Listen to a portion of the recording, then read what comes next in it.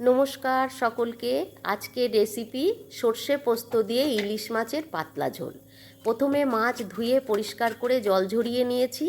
এবার মাছে লবণ হলুদ মাখিয়ে কিছুক্ষণ ঢাকা দিয়ে রেখে দিচ্ছি। এবার আমি দু রকমের সর্ষে আর পোস্ত আর আদা আর কাঁচা লঙ্কা একসাথে আলাদা আলাদা করে বেটে নিলাম। আপনারা পুরো ভিডিওটা দেখতে থাকুন, দারুণ স্বাদের একটা রেসিপি।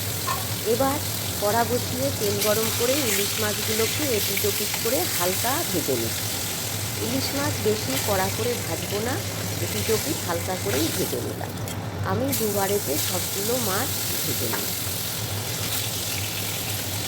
মাছ ভাজা হয়ে গেছে। মাছ ভাজা তেলে হাফ চামচ কালো জিরে ফোড়নে দিলাম আর দিলাম একটা কাঁচা লঙ্কা তেল। এবার দেব 4টে কাঁচা লঙ্কা আর হাফ ইঞ্চি আদা বাটা। আদা কাঁচা লঙ্কাটা ভালো করে তেলে ভেজে নিলাম যেন কোনো কাঁচা গন্ধ না থাকে। এবার পরিমাণ মতন হলুদ গুঁড়ো দিলাম আর দিলাম দু রকমের সর্ষে আর পোস্ত একসাথে বাটা লবণ দিয়ে একটু হালকা হাতে জল দিয়ে নাড়াচাড়া করে ভেজে নিলাম। সর্ষে পোস্ত বেশি ভাজবো না, তাহলে ঝোলটা তেতো হয়ে যাবে। একদম হালকা করেই ভেজে নিলাম। এবার আমি ঝোলের জন্য পরিমাণ মতন জল দিয়ে দিলাম। মশলাটা ঝোলের সাথে ভালো করে মিশিয়ে দিলাম, দিয়ে ঢাকা দিয়ে দিলাম।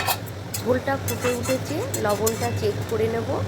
একটু লবণ লাগবে, তাই অল্প লবণও দিয়ে দিলাম। এবার আমি ভেজে রাখা মাছগুলোকেও ঝোলে দিয়ে দিলাম। দিয়ে আমি ঢাকা দিয়ে হাই হিটে 5-7 মিনিট মাছটা ফুটিয়ে রান্না করে নেব। আপনারা চাইলে এই সময় বেগুন ভেজে রেখেও বেগুনও দিতে পারেন। এই ঝোলের ভেতরে বেগুন ভেজে দিলেও খুব ভালো স্বাদ হয়। আপনারা তো অনেক ধরনের ইলিশ মাছের রেসিপি খেয়েছেন। এখন তো ইলিশ মাছের সময় নয়, ইলিশ মাছে অত স্বাদও নেই, কিন্তু এই রকম পাতলা করে ঝোল গরম ধোয়া ওঠা ভাতে দারুণ খেতে লাগে। দুপুরে এক থালা ভাত এই এক তরকারিতেই হয়ে যাবে। ঝোলটা নামিয়ে নিলাম, হয়ে গেছে রান্নাটা।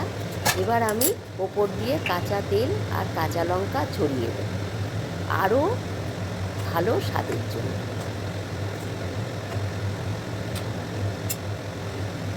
পুরো ভিডিওটা দেখার জন্য অসংখ্য ধন্যবাদ জানালেন।